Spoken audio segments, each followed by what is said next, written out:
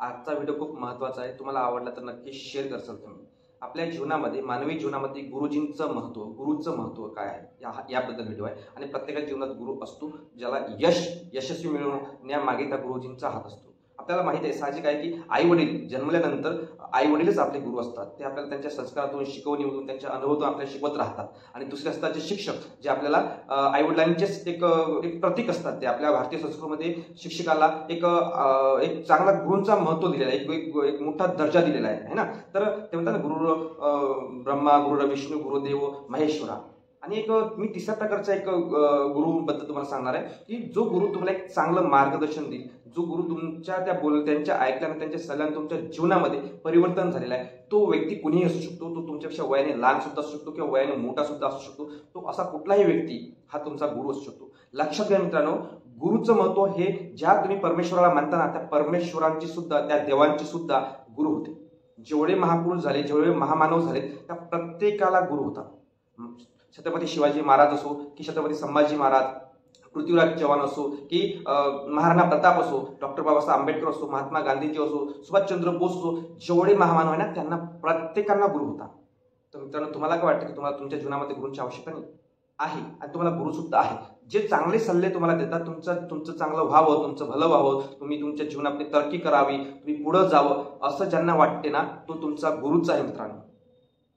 मग हे संकटे, अडचणी गुरु असल्यावर येणार नाहीत का? येणार आहे. परंतु लक्षात घ्या, या संकटातून पार करण्याची शक्ती मिळते ना, ती गुरु देऊ शकते. आधी पण आपण जीवन जगत असतो, परंतु या संकटातून बाहेर तुम्हाला जर तुम्ही आकाशात उडू शकत नाही का? 100% 100% तुम्ही आकाशात उडू शकता, परंतु त्या तुमच्या पंखामध्ये बळ देण्याचं काम हे गुरु करत असतात. गुरूंचं महत्व कमी नाही मित्रांनो. गुरु हे तुम्हाला तुमच्या मनगडामध्ये, तुमच्या बुद्धीमध्ये 100 हत्तीचं बळ सुद्धा देऊ शकतो. म्हणजे लक्षात घ्या, गुरु तुम्हाला जाणीव करून देतो तुमच्या सुप्त शक्तींची.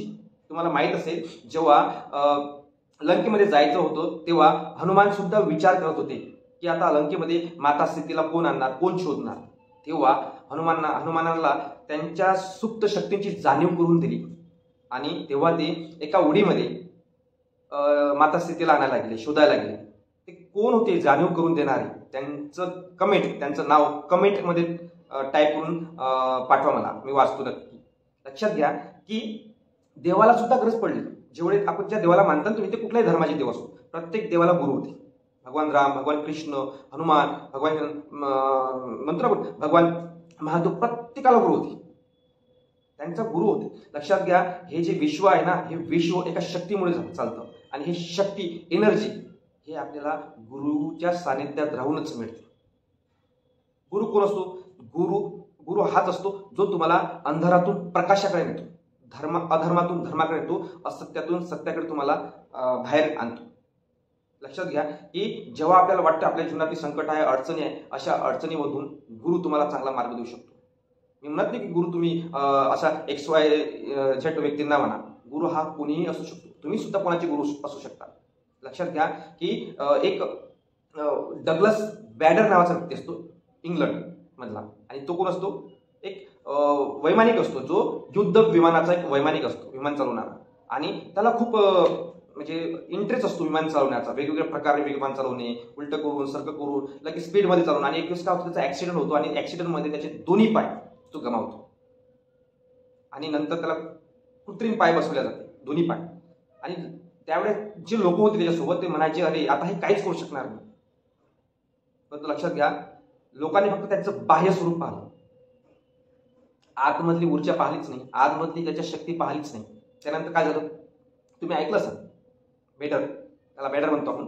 तर तुम्ही युट्यूबला जा, तुम्ही टाईप करा डग्लस बॅडर नावाचा, तुम्हाला त्याची स्टोरी पण समजेल. तर लोकांनी त्याचं बाह्य स्वरूप पाहिलं, आतमधली शक्ती पाहिलीच नाही.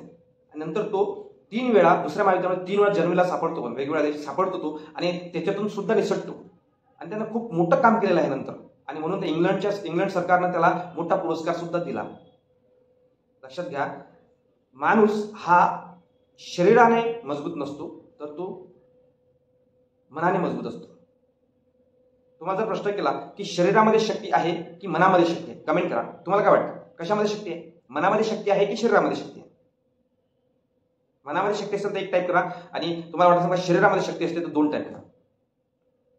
लक्षात घ्या, शरीरापेक्षा बाह्य अंगापेक्षा ना माणसाच्या मनामध्ये शक्ती असते. तो बॅटर जर खचला असता, शरीराकडे बघित राहिला असता, तर तो कधी उभाच राहिला नसता. त्याने कृत्रिम पाय बसून सुद्धा नंतर खूप मोठे कामं केलेले आहेत. कशामुळे? तर मनाच्या शक्तीमुळे. मन मजबूत असतं. ते म्हणतात ना, मन की हारे हार है और मन की जीते जीत. तर आपल्या मनाला मजबूत करण्याचं काम हे गुरु करत असतात. गुरूंच्या सानिध्यात जर राहिले ना तुम्ही, तर तुमचं चांगलंच होणार आहे. मी म्हणणार नाही की तुम्ही कुणाला गुरु बनवायचं, कुणाला गुरु मानायचं. तुम्ही अशा कोण्याही व्यक्तीला गुरु माना जे तुम्हाला चांगला मार्ग दाखवेल, तुमच्या सुप्त शक्तींची जाणीव करून देईल, तुम्हाला तुमचं जीवन चांगलं बनवेल. तुम्हाला हा व्हिडिओ कसा वाटला नक्की कमेंट करा मित्रांनो. जर व्हिडिओ आवडला तर फॅमिलीमध्ये, कुटुंब परिवारामध्ये, ग्रुपमध्ये पाठवा, वैयक्तिक पाठवा. कारण तुम्ही जर हा व्हिडिओ शेअर केला, तुम्हाला आवडला, लाईक केलं, तर यूट्यूबचं जे अल्गोरिदम असतं ना, ते नक्कीच काय करतं की दुसऱ्यांना, इतरांना व्हिडिओ सुद्धा दाखवतो की काहीतरी या व्हिडिओमध्ये महत्त्वाचं सांगितलेलं आहे. नक्की हा व्हिडिओ शेअर करा. व्हिडिओ कसा वाटला कमेंटमध्ये सांगा मला, मी वाचेल तुमच्या कमेंट्स, आणि काही बदल करायचे ते पण बदल करू आपण हळूहळू. लक्षात घ्या मित्रांनो, या व्हिडिओ मागचा किंवा या यूट्यूब चॅनल मागचा एकच उद्देश आहे की तुमच्या जीवनामध्ये व्हॅल्यू ऍड करणं. हनुमानाला जी शक्ती होती, जी सुप्त शक्ती होती, त्यांना माहीतच नव्हती. जेव्हा दुसरा व्यक्ती त्यांना सांगतो की तुझ्यामध्ये खूप मोठी शक्ती आहे, लहानपणी तू सूर्याला गिळायला गेला, तेव्हा हनुमानजींचा पराक्रम तुम्ही पाहिलेला आहे. तुम्हाला सांगितलं सुद्धा, हनुमानाला जे त्यांच्या शक्तींची जाणीव करून देणारा व्यक्ती कोण, त्याची कमेंट मला करायची आहे या व्हिडिओमध्ये खाली. तर काय झालं की हनुमानाच्या जीवनामध्ये कोणीतरी व्हॅल्यू ऍड केली, त्यांना जाणीव करून दिली त्यांच्या सुप्त शक्तींची. तर या युट्यूब चॅनलचा, या व्हिडिओ मागचा मी तोच उद्देश आहे. अशीच व्हिडिओ तुम्हाला तुमच्या जीवनातली व्हॅल्यू ऍड करणारे व्हिडिओ मी युट्यूबला टाकणार आहे.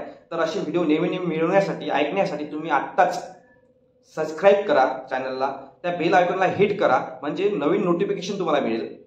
लाईक करा, कमेंट्स करा.